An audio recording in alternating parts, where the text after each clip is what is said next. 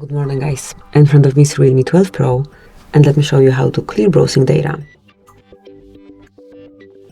First of all, open the browser that you are using and then tap on more icon. Here mark clear browsing data and tap on more options. And now you can smoothly customize the cleanup, so just mark the information that you want to get rid of, then choose the time range, so you can delete history from 15 minutes, an hour, day, 7 days, 4 weeks, or all time. To perform a full cleanup, you need to tap on all time and tap on clear data. Tap on clear, and that's it.